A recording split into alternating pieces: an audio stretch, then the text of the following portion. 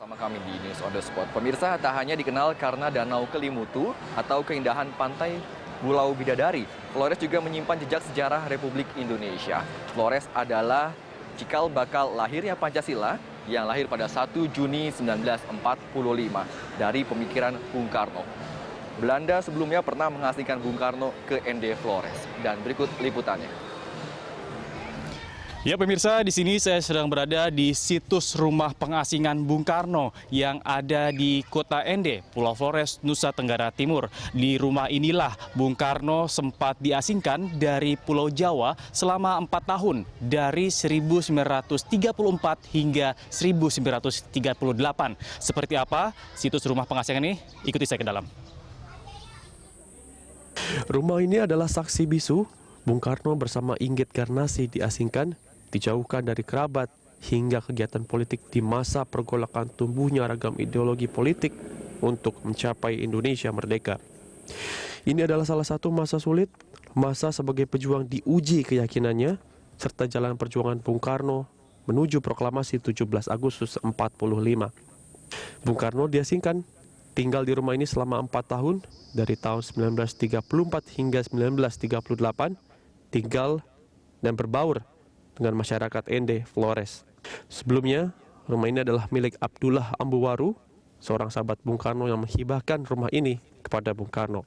Semasa Bung Karno diasingkan, Bung Karno tidak punya tempat tinggal.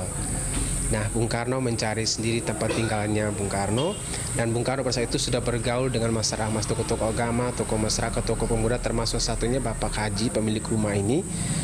Langsung rumah ini dihibahkan buat Bung Karno.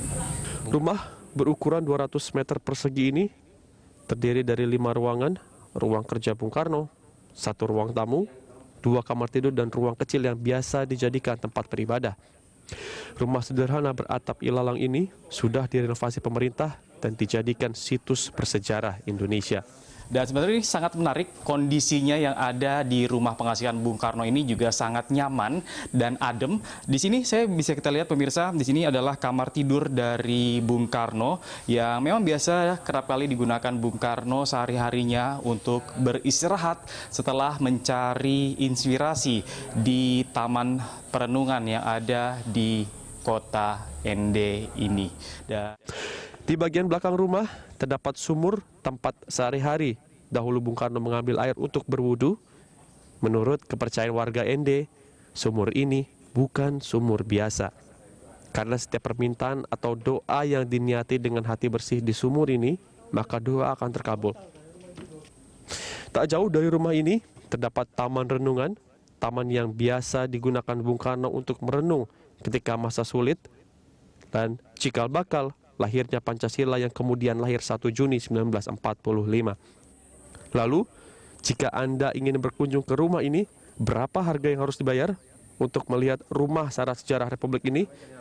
Anda cukup membayar Rp4.000 saja untuk melihat dan menapaktilasi salah satu bagian penting sejarah kelahiran dasar negara Pancasila.